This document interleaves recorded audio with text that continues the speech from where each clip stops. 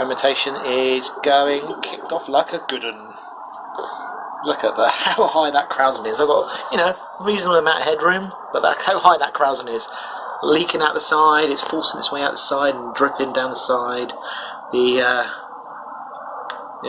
blow off jar, whatever you want to call it, is just going brown with the amount of krausen that's being pumped through the system, ready for this.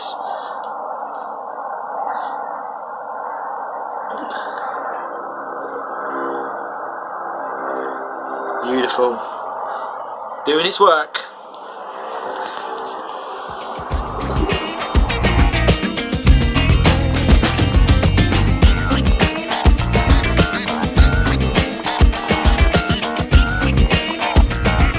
So here we have the 5 ways that we will be splitting this Imperial Stout. So in these 5 1-gallon demijohns, I have some ingredients that I'm going to rack this Imperial Stout onto and leave to condition for 2 months before I bottle it. So what we got here is we have 100 grams of toasted coconut in this one, and some blueberry flavouring. So I chose to get flavouring from this company, Foodie Flavours. Really nice natural ingredients. This is a blueberry one. I've chucked the whole bottle into here, so I'm going to get some nice blueberry flavours in that. So toasted coconut and blueberry. In this one here, I have got 300 grams of barrels that have been soaked. So it's basically barrel casks that have been chopped up. This one is a rum soaked barrel cask that I bought from Malt Miller. They do them in bags of 500 grams. It's really cool. You know, really good if you want to kind of give that barrel aged kind of effect to a stout. In there you'll also be able to see there's 150 grams, yeah, 150 grams of coffee beans. In the next one we have some barrel wood that has been used to age bourbon. So this one is a bourbon, and what we've got with this one is we have about 5 millilitres of vanilla, which I've dropped into that one. That one, you put your nose up to, it smells absolutely amazing. It smells like a tiramisu. It's really, really nice. The other one, this one here, the coffee and rum, really, really nice combination. So, you know, these ones should be good. This one here, we have, as you can see, I've still got Star San foam in the inside of the demijohn, so these are nicely been sterilised. So in this one, we have, there is 100 grams of freeze-dried sour cherries. What I've done with those is I've soaked those in Star San for a little while as well, just to give them a little bit of a clean off, same as what I've done with the wood from the barrels as well. You know, soak them in Star San just to get rid of any gnarlies that may be on them. Also with the wood, it doesn't come like this, it comes chopped into quite big chunks, so I've had to break this down into smaller chunks in order for it to be able to fit into the demijohn. They fit in the demijohn. I tell you one thing, which I didn't think about before I started doing this, was I don't know how the hell I'm going to get them out, so that's going to be interesting, but it's the beer I'm more interested in. So anyway, we'll cross that bridge when we come to it. So this one here, this cherry one, sour cherries, 100 grams of freeze-dried cherries, and about 5 millilitres of this almond essence, almond flavouring. So this one is going to be like a cherry bakewell kind of flavour.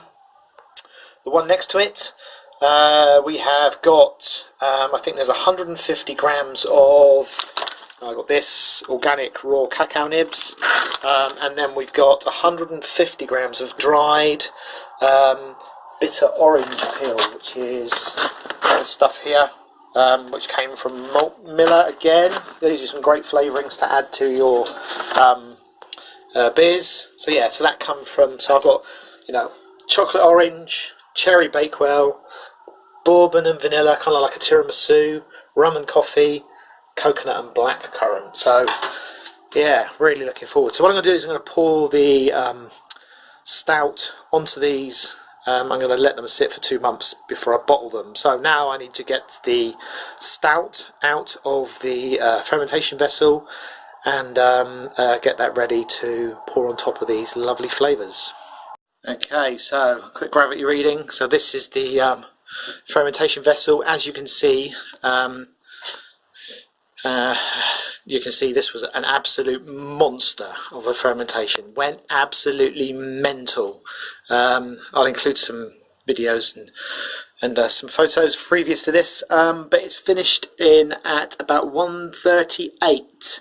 So really high gravity still, which I'd really expected to be an Imperial Stout, which is why with an Imperial Stout we need to let it condition for a couple of weeks, or sorry, a couple of months in another vessel where the gravity will drop down again. I still don't expect it to be final gravity, so I'll bottle it and it will carry on fermenting. So yeah, let's get this stuck into a bottling bucket. 21 litres of thick black Imperial Stout ready in the bottling bucket. So I'm just going to attach a silicone hose to this and turn the tap on in order to pour it into these demijohns. Who knows, I might have a little bit extra left to bottle, I don't know, we'll see what happens.